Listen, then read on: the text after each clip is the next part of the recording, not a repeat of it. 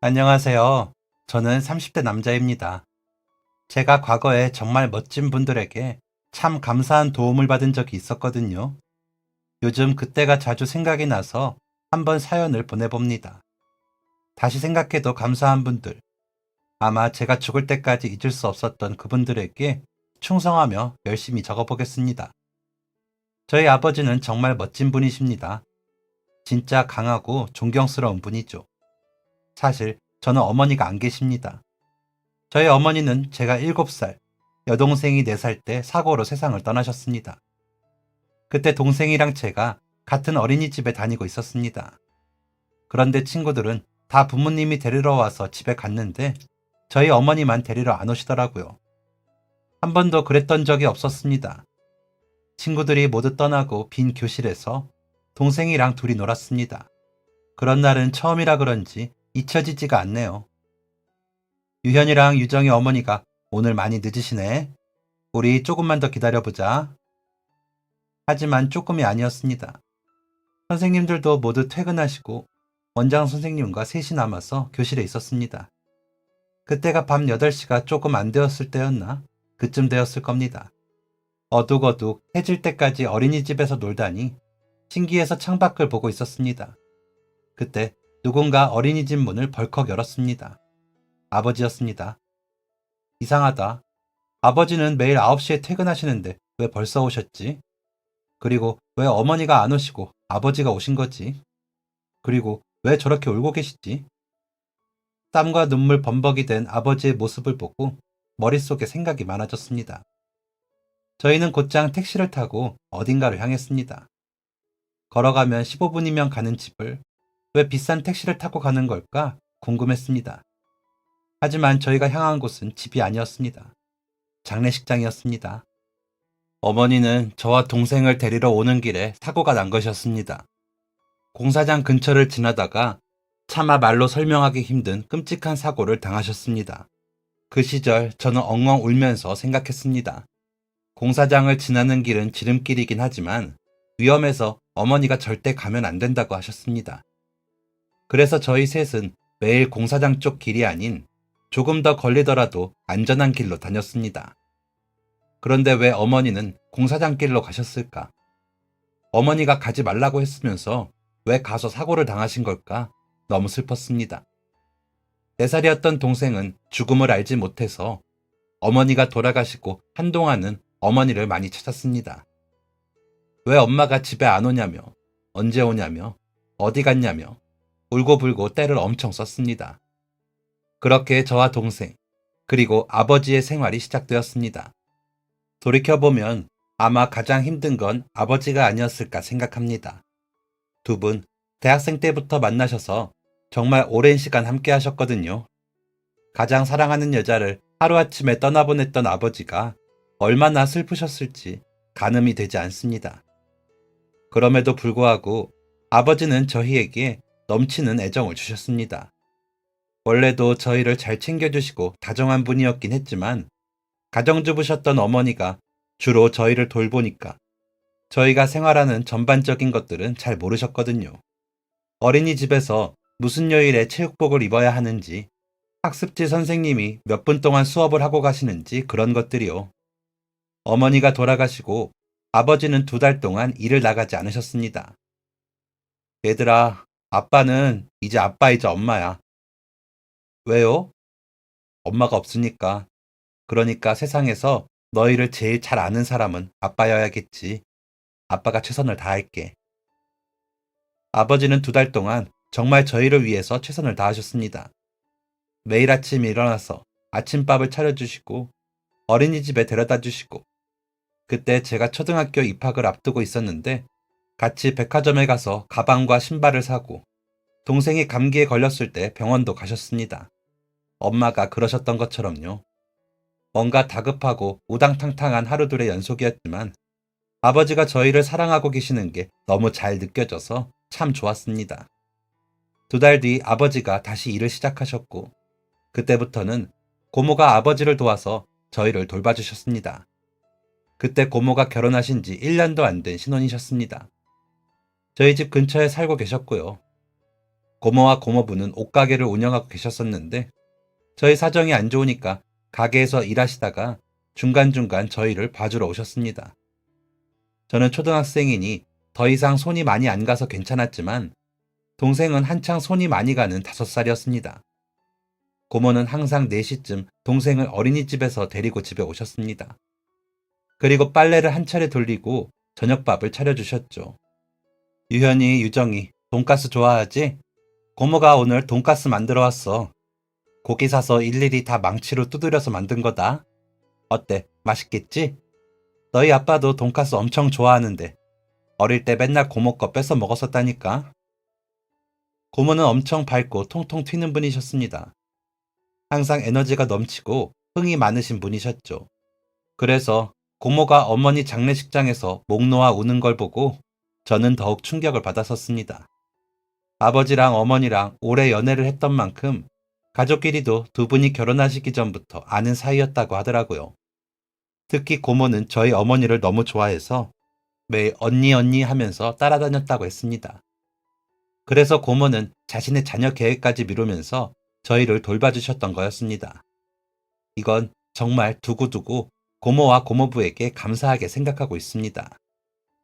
그렇게 고모가 해준 맛있는 저녁을 먹고 나면 아버지가 집에 오셨습니다. 아버지는 언제나 허둥지둥 들어오시면서 고모에게 고맙다는 인사를 했습니다. 그럼 고모는 항상 신나게 저희에게 인사를 하고 돌아갔고 아버지는 씻지도 못하시고 육아를 시작하셨습니다. 저희를 씻기고 집을 다 정리하고 방에 들여보낸 후에 씻으면서 하루를 마무리하셨죠. 그런 아버지가 때로는 안쓰럽기도 했지만 언제나 감사한 마음이 먼저였습니다. 혹시 우리 아빠는 슈퍼맨이 아닐까 하는 생각도 해봤고요. 그렇게 제 눈에는 아버지가 한없이 멋진 분이셨습니다. 아버지의 사랑을 듬뿍 받으며 저희는 자랐습니다. 동생이 초등학교까지 간 후부터 고모는 더 이상 매일같이 저희 집에 오지 않으셨습니다. 이제 고모도 아기를 낳아야겠다면서 신나하셨습니다. 그래서 자주 놀러와서 저희랑 놀아주고 맛있는 것도 해주셨죠. 그리고 고모는 원하는 대로 임신에 성공하였고 고모랑 똑같은 딸을 낳게 되었습니다. 그때부터는 저랑 여동생이 매일 고모네 놀러 갔습니다. 작은 아기가 너무 귀엽고 신기해서 매일매일 보고 싶더라고요. 마음 같아서는 학원도 땡땡이 치고 보러 가고 싶었지만 공부는 해야 하니까 꼭 참았습니다. 사촌 동생이 태어나고 100일이 되었을 때 고모네랑 함께 외식을 했던 적이 있었습니다. 아기가 어려서 외식을 못하고 있다가 100일이 되었으니 나가서 밥을 먹고 싶다며 고모가 추천했던 외식이었죠. 아버지는 조카 100일인데 소고기 정도는 먹어줘야 하지 않겠냐며 한우 식당을 예약하셨습니다. 아버지와 여동생, 고모부, 고모, 사촌 동생이 모여서 밥을 먹는데 정말 식사 내내 하하호호 웃음꽃이 사라지지 않았습니다. 정말 행복했습니다. 그때 아버지가 이렇게 말씀하셨습니다. 우리 가족 이제 웃을 일만 남았다. 그동안 고생 많이 했으니까 웃으면서 행복하기만 하자. 저와 동생은 주스로, 어른들은 술 한 잔씩을 들고 다 같이 건배를 하던 그때를 잊을 수가 없습니다. 만약 시간을 되돌리고 싶다면 딱 그 순간으로 돌아가고 싶을 만큼 그때가 더할 나위 없이 행복했습니다. 한동안은 아버지 말씀대로 행복한 날들의 연속이었습니다. 사촌 동생도 건강하게 잘 자랐고 아버지가 하시는 일도 잘 되고 있었습니다. 그때 고모네 옷가게도 개업 이래에 제일 좋은 매출을 자랑하며 장사가 아주 잘 되고 있었죠. 하지만 그 행복은 1년이 가질 못했습니다. 제가 초등학교 6학년이었고 동생은 3학년이었던 때였죠. 제 기억에는 아버지가 저 6학년 개학하기 전 겨울쯤부터 종종 피곤하다는 말을 자주 하셨던 것 같습니다. 원래 힘든 거 저희 앞에서 내색 안 하시는 분인데 그쯤에 아버지는 간혹 앓는 소리와 함께 피곤하다는 말씀을 하셨습니다. 그럼 고모는 오빠 운동 안 해서 그렇다. 나이 들면 건강이 첫 번째다. 영양제는 챙겨 먹냐 등등의 잔소리를 하셨죠. 그러다 이따금 코피를 흘리기 시작하셨습니다. 아버지가 생전 코피를 안 흘리시던 분이거든요. 학창시절에 아무리 공부를 열심히 하셔도 코피 한 방울 안 흘렸다고 하셨는데 피로 때문인지 뭔지 코피를 가끔 흘리셨습니다. 정말 나이 탓인 건지 뭔지 저는 알 수가 없었죠. 그러던 중 아버지의 건강을 의심하게 된 가장 명확한 사건이 있었습니다. 주말에 고모랑 사촌동생이 저희 집에 놀러와 있었고 아버지가 점심 식사를 준비하고 계셨습니다. 그러다가 아! 하는 외마디 비명이 들렸고 얼른 주방으로 가서 무슨 일인가 살폈죠. 아버지께서 칼질을 하시다가 손을 베이셨더라고요. 큰 상처는 아니었고 검지손가락에 베어서 피가 나는 상황이었습니다. 으휴, 칠칠 맞기는. 유연아, 약통 어디 있는지 알지? 아빠 좀 갖다 드려. 나와 오빠, 내가 할게. 요리는 고모가 맡게 되고 저랑 동생은 약통을 꺼내서 아버지 앞에 앉았습니다. 그 외 알코올솜, 거즈 같은 거 있잖아요. 주사 맞기 전에 소독할 때 쓰는 작은 솜 같은 거요. 그게 약통에 있어서 꺼내서 아버지 상처를 닦는데 그 솜이 다 피로 물이 들더라고요. 이상하잖아요. 깊은 상처도 아닌데 피가 안 멈추는 겁니다. 제 여동생이 엄청 칠칠이라 허구한 날 다치고 들어와서 피 본 게 하루 이틀이 아닙니다. 지금쯤이면 피가 멈추고도 남아야 할 아버지의 상처에서 계속 피가 나니까 이상하지 않을 수 없었습니다. 아버지도 당황하셨는지 애써 웃으시며 말씀하셨습니다. 나이가 들어 그런지 이제 지혈도 잘 안 되네. 그 말에 고모가 오셨고 고모도 뭔가 잘못되었음을 느끼셨습니다. 어찌저찌 한참이 흐르고야 아버지의 피가 멈추었고 약과 반창고를 붙여서 마무리했습니다. 점심 식사를 하는 내내 제 신경은 오로지 아버지의 손가락을 향해 있었습니다. 반창고가 피로 색이 변해 있었습니다. 어쩐지 어색한 정적이 흐르는 식사를 하는 도중 고모가 입을 열었습니다. 오빠, 건강검진 언제 받았어? 아버지는 한참 고민을 하시더니 대답을 못 하셨습니다. 기억도 안 나지? 엄청 오래됐지? 애들도 있는 사람이 그러면 안 돼. 얼른 건강검진 예약해봐. 고모의 말에 아버지는 저와 동생을 흘낏 보았고 고개를 끄덕이셨습니다. 그리고 일주일 뒤 아버지는 출근을 안 하시고 건강검진을 받으러 가셨습니다. 검진이 일찍 끝났다고 오랜만에 학교 앞으로 데리러 온 아버지를 보고는 마냥 좋아했습니다. 그리고 며칠 뒤 저희 집안의 분위기는 180도 바뀌게 되었습니다. 아버지가 분명 회사에 가시는 날인데 학교 끝나고 돌아오니 집에 계셨습니다. 그런데 분위기가 여느 때와 다르더라고요. 소파에 가만히 앉아 계시는데 저희가 들어온 것도 모를 정도로 다른 생각에 빠져 계셨습니다. 아빠, 나왔어. 여동생이 아버지에게 달려가자 그제서야 저희를 반겨주셨습니다. 그때였습니다. 현관 비밀번호 누르는 소리가 들리더니 고모가 들어왔습니다. 눈물을 펑펑 흘리시면서요. 오빠, 무슨 소리야? 무슨 소리냐고! 고모가 아버지에게 달려가서 엉엉 우셨고 아버지가 고개를 푹 숙이시더니 흐느끼셨습니다. 아버지와 고모의 눈물. 어머니가 돌아가신 후에 처음 보는 것이었습니다. 무슨 큰일이 났구나 짐작할 수 있었습니다. 아버지는 병에 걸리셨습니다. 그것도 이름부터 무서운 백혈병이었습니다. 초등학교 저학년 때였나 고모가 보시는 드라마를 얼핏 본 적이 있었습니다. 백혈병이 걸린 사람이 나오는 드라마였는데 그때 드라마에서 그 배우가 입술에 핏기도 하나도 없고 계속 병원복만 입고 있는 게 어린 마음에 무서웠던 기억이 있었습니다. 그리고 그 사람의 가족들은 모두 슬퍼했고요.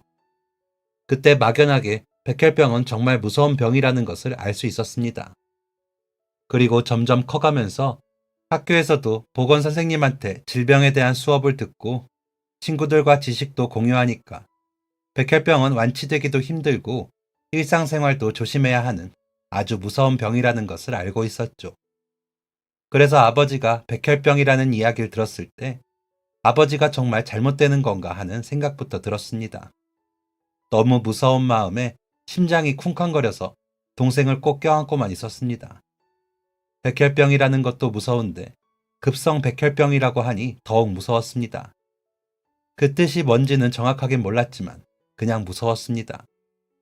고모가 들이닥친 후 곧 고모부와 사촌동생도 저희 집에 오셨습니다.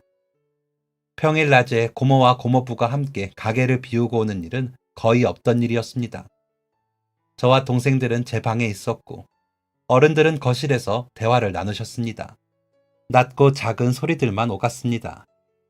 고모부는 냉장고에 있던 소주를 한 병 꺼내서 안주도 없이 드셨고 고모는 계속 우셨고 아버지는 멍하니 벽만 바라보고 계셨습니다. 그렇게 저희 가족은 벼랑에 서 있었습니다. 아버지는 바로 항암 치료를 시작하셨습니다. 아버지는 많이 힘들어하셨고 고모가 거의 24시간을 아버지 옆에 붙어서 간호를 해주셨습니다. 자연스레 동생들을 키우는 일은 제 몫이 되었습니다. 여동생은 아버지를 보며 종종 울었습니다. 저는 혹여나 아버지가 동생이 우는 모습을 보실까봐, 그럼 더 힘들어하실까봐 우는 동생을 숨겼습니다. 아무것도 모르는 사촌 동생을 어린이집에서 데려오는 일도 가끔은 제 몫이 되었습니다. 모든 일상이 뒤죽박죽 엉망진창이었습니다. 불안하고 혼란스러웠지만 정신을 차려야 한다고 생각을 하면서 살았습니다. 아버지는 입원과 퇴원을 반복하셨습니다. 병원에서 치료를 받으시는데 왜 아버지의 얼굴은 더 좋아지지 않고 더 어두워지는 걸까 의아했습니다. 백혈병으로 면역력이 심하게 약해지면서 폐혈증까지 걸리게 되셨습니다.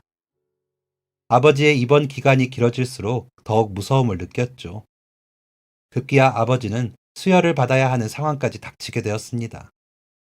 이때가 정말 온 가족이 정신적으로도 육체적으로도 가장 힘든 시기가 아니었나 싶습니다. 항상 깔끔한 모습을 유지하던 고모부도 언젠가부터 수염도 정리되지 않고 허둥지둥하는 모습을 많이 보였습니다. 항상 밝고 활기찬 고모도 점점 에너지를 잃어갔고요. 반짝반짝했던 고모의 빛이 점점 꺼지는 기분이었습니다. 아버지의 모습은 어릴 적 드라마에서 봤던 그 백혈병 환자 같았습니다. 그 드라마에서 그 환자의 결말이 어떻게 되었었더라? 봤었나 안 봤었나? 분명 회복해서 다시 잘 살았겠지. 이런 생각을 정말 많이도 했습니다. 바쁜 어른들은 저희까지 꼼꼼하게 챙길 여유가 없으셨습니다. 중학교 교복을 맞추던 날, 고모부와 함께 백화점 행사장에 갔는데 고모부가 일 때문에 급히 가게에 가셔야 하는 상황이 닥쳐서 직원분의 도움으로 조금 외롭게 교복을 사기도 했습니다. 여동생은 준비물을 못 챙기고 학교에 가는 날이 많아졌고 사촌 동생도 아기였지만 나름 고충이 있었을 거라 생각합니다. 중학생이 되고부터는 학교가 끝난 후엔 거의 매일 아버지가 계시는 병원에 갔습니다. 그때부터 아버지가 수혈을 받으시는 모습을 가끔 보게 되었습니다. 학교 과학 선생님, 체육 선생님, 보건 선생님, 부장 선생님 등등 선생님들을 찾아가서 아버지가 아프다는 것을 말씀드리고 수혈을 자꾸 받으시는데 괜찮은 거냐고 물어보고 다녔습니다. 왜 아버지가 수혈받는 피가 붉은색이 아니라 누리끼리한 색인지도 여쭤봤습니다. 그게 혈소판인 줄은 나중에 알게 되었고요. 선생님들을 찾아가며 물어도 명확한 대답을 들을 수 없어서 병원에서 만나는 간호사 선생님들이나 의사 선생님들을 찾아가서 물어봤습니다. 모두 저를 응원해 주었습니다. 제가 희망을 얻을 수 있는 좋은 사례들을 말씀해 주시곤 하셨죠. 그런데 그렇게 좋은 말을 많이 들으니까 솔직히 그때 작은 희망에 불꽃이 피어났습니다. 나이가 80이 넘으신 할아버지도 건강하게 잘 지내신다는 말도 듣고 살날을 고작 몇 달 남겨둔 젊은 여자가 기적적으로 회복한 얘기도 들으니 우리 아버지도 그렇게 될 수 있겠구나 생각했죠. 하지만 그건 정말 마음속에서만 존재하는 희망, 정말 말 그대로 기적이었습니다. 그리고 그 기적은 상당히 냉정해서 아무에게나 찾아오지 않았습니다. 아버지의 얼굴이 점점 잿빛이 되는 걸 보면서 아버지의 항암이 실패하는 걸 보면서 기적은 우리 것이 아니구나 생각했습니다. 그리고 끝내 아버지는 산소 호흡기에 숨쉬는 것을 의지해야 하는 단계까지 이르렀습니다. 어릴 적 저와 동생에게 책을 아주 많이 재밌게 읽어주시던 아버지가 제대로 된 한 문장을 말씀하시는 것이 어려워졌다는 걸 알았을 때에 그 허탈하면서도 복잡한 신경은 아무도 모를 것입니다. 산소 호흡기를 찬 지 일주일쯤 되었을 때였나 제발 오지 말았으면 하는 위기에 처해지게 되었습니다. 아버지의 상태가 많이 안 좋은 것을 온 가족이 알고 있었습니다. 그때가 방학이라 저도 동생과 함께 아버지 곁에 있었고 고모도 아버지 옆에 꼭 붙어 계셨습니다. 그러던 중 백혈구를 수혈받아야 하는 상황이 되었습니다. 백혈구 수혈. 정말 의사 선생님이 던지신 마지막 선택이셨습니다. 그리고 그 선택이 뭐든 간에 저희 가족은 붙잡아야 했습니다. 골수 이식까지 말이 나왔던 상황이라 가족끼리는 백혈구 수혈이 안 되는 상황이었고 친척도 안 되고 아예 남에게 백혈구를 받아야 하는 상황이었습니다. 정말 다급하고 절박한 상황이었습니다. 고모는 멍하다가 울다가를 반복했습니다. 그리고 핸드폰을 만지작 했습니다. 그때 고모가 중얼거리는 것을 제가 들었습니다. 어떻게 해야 하지? 정말 어떡하지? 어떻게 하면 좋을까? 이내 고모는 여러 군데에 전화를 돌렸습니다. 한참 동안 많은 사람들과 통화를 했습니다. 존댓말을 쓰기도 했고 반말을 쓰기도 했습니다. 고모는 지인들에게 연락을 한 것이었습니다. 백혈구 수혈을 부탁하기 위해서요. 하지만 선뜻 도와주겠다고 하는 사람은 없었습니다. 이모는 이틀 내내 전화기만 붙들고 계셨습니다. 그리고 3일째 되던 날에는 핸드폰은 쳐다도 안 보고 울기만 하셨습니다. 그날 밤 고모와 함께 잠든 아버지 곁을 지키고 있었습니다. 유연아, 내 고모, 너를 보고 있으면 꼭 너희 아빠를 보는 것 같아. 아빠 어릴 때 그때랑 정말 똑같아. 아빠랑 제가요? 응, 너 유정이한테 정말 좋은 오빠잖아. 아주 친절하고 똑똑하고 멋진 오빠. 고모한테 너희 아빠가 그랬어. 너 친할머니, 친할아버지 두 분 다 일찍 돌아가신 거 알지? 그래서 고모한테는 너희 아빠가 부모님 같은 존재였어. 고모가 무슨 일 생기면 제일 먼저 달려오고 좋은 일 있으면 제일 크게 기뻐해주는 그런 멋진 오빠였어. 유연이처럼. 그래서 고모는 너희 아빠를 무조건 낫게 할 거야. 어떻게든 고모한테 해줬던 만큼 고모도 노력해줄 거야. 그러니까 걱정 마. 유연아, 걱정 마. 네, 고모, 걱정 안 해요. 얘기가 끝난 후 고모는 한참 동안 말없이 아버지를 바라보셨습니다. 그렇게 고모는 의자에 앉은 채 잠이 들었고 새벽 5시가 될 무렵이었습니다. 아버지에게 위기가 찾아왔습니다. 간호사들이 몰려왔고 병실 불이 켜졌고 병실에 있던 환자들 모두가 일어나서 아버지만 바라보고 있었습니다. 순식간에 아수라장이 되었고 아주 간신히 10여 분 만에 상황은 정리가 되었습니다. 고모는 병실 앞에서 숨죽여서 우셨습니다. 그러더니 갑자기 핸드폰을 손에 꼭 쥐고 어딘가로 전화를 거셨습니다. 저희 오빠 좀 도와주세요. 고모는 30분이라는 긴 시간 동안 통화를 하셨습니다. 고모 옆에서 통화 내용을 상세히 들었습니다. 고모가 전화를 건 곳은 다름 아닌 바로 경찰서였습니다. 고모는 절박한 마음에 경찰서까지 전화를 하게 된 것이었습니다. 그런데 너무나도 감사하게 전화를 받은 경찰관분이 저희 가족에게 처한 사정을 아주 친절하게 끝까지 들어주셨습니다. 그리고 진심을 다해서 걱정해 주셨고 도움을 줄 수 있는 방법을 찾아서 꼭 다시 연락을 주겠다는 약속도 했습니다. 고모는 전화를 끊고 더 많이 우셨습니다. 그날 고모는 아버지를 볼 자신이 없다면서 병실 앞에만 계셨습니다. 그리고 바로 다음날 정말로 경찰관에게 연락이 왔습니다. 네? 정말요? 그게 정말이에요? 정말인가요? 전화를 받은 고모는 환하게 웃었습니다. 그리고 우셨습니다.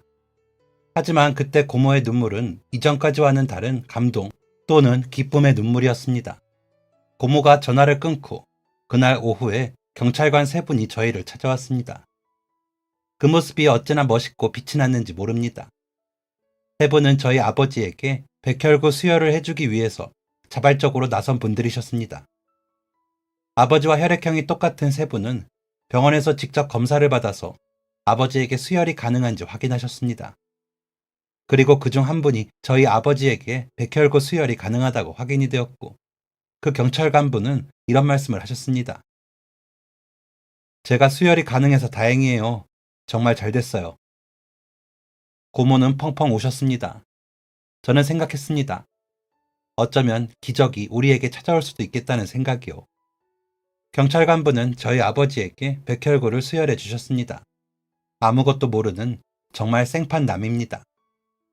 나라와 국민을 위해 일하는 경찰관이라고 해도 수혈을 해야 하는 의무는 전혀 없습니다. 그럼에도 불구하고 그 경찰관분은 아무런 대가를 바라지도 않으시고 자발적으로 게다가 아주 기쁜 마음으로 저희 아버지를 위해 주신 거였습니다. 어린 저는 정말 충격을 받을 정도로 경찰관 아저씨에게 깊은 감사와 존경을 느끼게 되었습니다. 그리고 그때부터 제 꿈은 경찰관이 되었습니다. 경찰관분 덕에 위기를 잘 넘기신 아버지는 얼마 후 고모에게 골수 이식을 받게 되었고 나아지지 않을 것 같은 상태가 점점 호전되셨습니다. 기적이 우리에게도 찾아온 것이었습니다. 아버지가 정말 긴 입원 생활을 마치고 퇴원을 하신 후 가장 먼저 하신 일은 아버지에게 백혈구를 수혈해 주신 경찰관분을 찾아뵌 것이었습니다. 그때 온 가족이 출동했습니다. 아버지, 고모, 고모부, 저랑 여동생, 사촌 동생까지 모두 경찰관분께 감사 인사를 드리려고 만나서 식사를 하게 되었습니다. 경찰관분도 아내분과 아이를 함께 데리고 나오셨습니다. 사촌 동생보다 1살 많은 아이였습니다. 동글동글한 얼굴에 덩치도 큰 게 정말 귀엽더라고요. 맛있는 식사를 하다가 아버지가 말씀을 하셨습니다. 결혼도 하셨고 아이도 있으신데 정말 큰 결심하셨네요. 쉽지 않으셨을 텐데 다시 한번 감사드립니다. 오히려 가족들이 있어서 결심했었어요. 만약 내 가족이 그런 상황을 겪으면 어떨까 생각하니 진짜 지푸라기라도 잡고 싶겠다 생각이 들더라고요. 사실 저희 아버지가 오랜 투병 생활을 하시다가 돌아가셨거든요. 아픈 가족을 둔 마음이 어떤지 너무 잘 아니까 수혈하게 되었을 때 다시 한번 제 직업이 고맙더라고요. 이렇게 누군가를 살릴 수 있는 기회가 주어져서 참 좋았습니다. 이 말이 아직도 정확하게 기억이 납니다. 그 말을 하는 경찰관 아저씨가 정말 멋져 보였거든요. 그 이후에도 저희 가족은 종종 그 경찰관분과 왕래를 하고 연락도 주고받는 사이가 되었습니다. 아버지의 건강이 나아지고 가족들 개인의 삶에 균형이 잡히면서 저는 더욱 제 꿈을 또렷하게 들여다볼 수 있었습니다. 아버지에게 백혈구 수혈을 해준 경찰관 분처럼 멋진, 훌륭한, 존경받는 경찰관이 되자. 이게 바로 제 꿈이었습니다. 고등학생 때부터 선생님과의 진로 상담을 통해 목표를 구체화시키기 시작했습니다. 사실 이전까지는 경찰이 어떻게 되는 건지 잘 몰랐거든요. 그런데 생각보다 다양한 루트가 있었고 생각보다 더 공부를 잘해야지 가능한 것이었습니다. 고등학생 기간 내내 아예 공무원 시험부터 준비를 할까 하다가 그래도 대학교에 대한 로망이 있었던지라 관련 학과를 가는 것으로 선택했습니다. 대학 준비를 하면서 토익 공부도 조금씩 하고 고등학교 2학년 때는 한국사 자격증도 땄습니다. 그러다가 고등학교 3학년이 되었습니다. 그때는 아버지가 건강이 정말 많이 좋아지시면서 직장을 구하시고 다시 일을 시작하셨습니다. 그전에는 골수 이식 받은 후에 고모가 너무 무리하게 움직이지 말라고 몇 년 푹 쉬라고 해서 고모랑 고모부가 일을 돕고 계셨었거든요. 고모네 옷가게가 아무리 잘 된다고 해도 두 가정을 먹여 살릴 만큼은 아니었습니다. 생활비에 아버지 병원비도 나가야 했고 동생이 중학생, 제가 고등학생이었으니까요. 그래서 사실 고등학생 때 학원에 다니고 싶었는데 차마 아버지한테 말씀을 못 드리겠더라고요. 아버지께서 저보고 학원에 다녀야 하지 않겠냐고 몇 번 묻긴 하셨지만 저는 애써 괜찮다고 했습니다. 고등학교 1학년 때 담임 선생님이 사회 선생님이셨는데 제 사정과 제 꿈을 알고 많이 챙겨주신 덕에 학원 안 다니고 좋은 성적을 유지할 수 있었죠. 아무튼 고등학교 3학년 때부터 아버지는 직장에 다니셨습니다. 지인분이 하시는 회사였는데 아버지의 건강 상태를 고려해서 편의를 봐준다고 하셔서 무리하지 않고 다니실 수 있으셨죠. 늦지막히 출근하셔서 저녁쯤 돌아오시곤 하셨습니다. 그때부터 동생이랑 집에 있는 시간이 많아지더라고요. 저는 학원에 안 다니고 그때 야간 자율학습도 신청하지 않고 집에서만 공부를 했거든요. 집이 제일 집중도 잘 되고 마음도 편안해서요. 당시 중학교 3학년이었던 동생은 주 2회 영어 학원에 다니고 있었는데 학원 가는 날 말고는 언제나 저랑 둘이서 저녁을 먹었습니다. 그런데 어느 날 저녁밥을 먹고 있는데 동생이 이런 말을 했습니다. 오빠, 나 하고 싶은 거 생겼어. 동생 성격이 고모를 닮았거든요. 언제나 발랄하고 에너지 넘치는 성격이죠. 그리고 노는 것도 좋아하고 언제나 천방지축인 아이입니다. 동생은 어릴 때부터 하고 싶은 게 참 많았습니다. 가수가 된다고 했다가, 배우가 된다고 했다가, 피아니스트가 된다고 했다가, 화가가 된다고 했다가, 디자이너가 된다고 했다가, 발레리나가 된다고 했다가, 특히나 항상 예체능 쪽에 관심이 많은 아이였습니다. 하고 싶은 걸 위해서 학원을 다닌다거나 엄청난 뭔가를 했던 건 아니고 그냥 시시때때로 꿈이 바뀌는 아이였습니다. 이번에도 그렇겠거니 이번에는 뭘까 하면서 대수롭지 않게 뭐냐고 물었습니다. 그런데 동생의 입에서 나온 말은 꽤나 의외의 말이었습니다. 경찰? 에? 경찰? 갑자기 왜? 멋져. 동생 눈이 반짝반짝하게 빛났습니다. 사실 그때까지만 해도 동생의 말을 그닥 귀담아 듣지 않았습니다. 이러다 말겠지 싶었거든요. 그래, 경찰 해라. 그래서 그냥 이렇게 몸이 건조하게 대답을 했었죠. 동생이 꿈이 어떻고를 챙길 여유가 없었습니다. 저는 고3이었으니까요. 진짜 그때 미친 듯이 공부만 했습니다. 친구들이 너 서울대 가려고 그러냐고, 서울대는 경찰 안 뽑는다고, 적당히 해도 된다고 고개를 저을 정도였죠. 그렇게 정말 학원 한 번 안 다니고 공부를 해서 교장 선생님 추천서까지 받고 당당하게 경찰 행정학부에 입학을 했습니다. 너무 행복했습니다. 아버지께서도 저를 정말 자랑스러워 하셨습니다. 눈물까지 흘리시면서 말이죠. 장하다. 정말 장하다 우리 유현이. 너는 분명히 아주 훌륭한 경찰이 될 거야. 정말 기쁘다 유현아. 다 아버지 덕분인걸요. 부끄럽지 않은 멋진 경찰이 될게요 아버지. 그리고 3년 뒤 정말 깜짝 놀랄 일이 일어났습니다. 제가 학교랑 집이 멀어서 기숙사 생활을 시작했거든요. 그러다가 2학년 때부터 자취를 했죠. 처음에는 가족들하고 떨어져서 사는 게 힘들어서 집에 자주 찾아갔는데 혼자 사는 생활도 점차 익숙해지면서 집에 잘 안 가게 되었습니다. 학년이 올라갈수록 바쁘기도 했으니까요. 중학생 때는 정말 징글징글하게도 공부를 안 했던 여동생이 고등학생이 되더니 정신을 차렸는지 공부를 열심히 한다는 것은 아버지에게 얼핏 들어 알고는 있었습니다. 가끔 집에 가면 동생은 매번 공부하러 도서관에 가서 집에 없곤 했거든요. 애가 진짜 공부를 하는 건지 알 수는 없었지만 딱히 물어보지는 않았습니다. 그런데 제가 학교 들어가고 3년 뒤 갑자기 동생한테 전화가 왔습니다. 오빠! 왜? 나 대학교 합격했다. 대학교? 무슨 대학교? 너 벌써 수능 봤어? 아니, 수시 합격했다고. 그래. 축하해. 아, 왜 무슨 대학교인지 무슨 과인지 안 물어봐. 알아서 잘했겠지. 누구 동생인데. 그래, 누구 동생인데. 나 오빠랑 똑같은 학교, 똑같은 학과야. 나 이제 오빠 후배라고. 동생이 글쎄 제가 다니는 대학교에 경찰대에 들어온 것이었습니다. 아니, 얘가 그때 밥상에서 했던 얘기가 진짜 이 정도로 진심일 줄은 꿈에도 몰랐습니다. 깜짝 놀라서 주말에 집에 가서 동생을 만났는데 대학교 갈 생각에 아주 신이 나 있더라고요. 치킨 2마리 시켜서 아버지랑 셋이 나눠 먹으면서 그동안에 동생이 고생하는 것들을 들을 수 있었습니다. 동생은 혼자서 꽤나 고군분투를 한 모양이었습니다. 제가 학원 한 번 안 다니고 경찰대에 갔으니까 자기도 학원에 보내달라는 얘기를 못했다고 하더라고요. 중학생 때 아예 공부를 안 했던 아이라 갑자기 공부를 하려니까 갈피를 못 잡겠더래요. 그래서 전교에서 1등하는 친구 쫓아다니면서 모르는 문제를 물어봤고 제가 고등학교 1학년 때 도움을 받았던 선생님을 찾아가서 도움을 요청했다고 했습니다. 그런데 동생이 원래 머리가 썩 나쁘진 않거든요. 공부를 안 해서 그렇지 하면 잘하는 아이였습니다. 중학교 때 심할 땐 반 애들 30명 중에 25등을 했던 애가 고등학교 1학년 때부터 맘 잡고 공부하니 반에서 5등까지 올라왔다더라고요. 2학년 때는 더 성적이 좋았고 3학년 때 전교 3등까지 하면서 수시에 대학교 합격을 하게 되었던 거였습니다. 진짜 기특하지 않을 수가 없었습니다.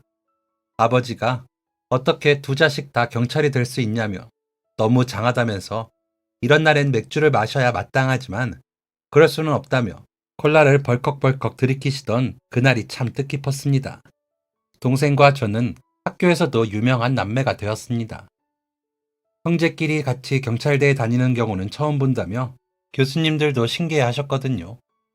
그렇게 재밌기도 신기하기도 한 대학 생활을 마친 후 저는 지구대에 발령받으며 진짜 경찰이 되었습니다. 그리고 지금까지도 열심히 경찰로서 복무를 하고 있습니다. 어릴 때에는 그냥 순수하고 단순한 마음이었습니다. 살면서 가까이서 경찰을 마주한 순간이 없었으니까 아버지의 목숨을 구해준 경찰관분이 참 멋지고 존경스럽다는 단순한 마음이요. 공부를 하면서는 욕심과 자존심과 승부욕이 조금씩 더해졌던 것 같고요. 학교에 다닐 때까지만 해도 솔직히 경찰관이라는 직업에 대한 로망이 좀 더 컸던 것 같습니다.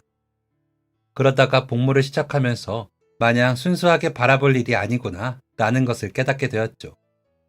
처음에 지구대에 있으면서 참 많은 일들이 있었습니다. 서울 번화가 근방에 있는 지구대였는데 진짜 사건 사고가 나지 않는 날이 없을 정도로 다이나믹하게 일을 했습니다. 그러면서 세상엔 정말 나쁜 사람도 많고 그만큼 약자도 많다는 것을 알게 되었죠. 그리고 이걸 내가 도울 수는 없을까 고민하기 시작했고요.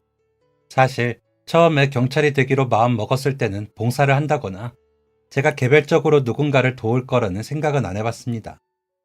그런 건 진짜 착한 사람만 할 수 있는 거라고 생각했거든요. 하지만 그게 아니었습니다.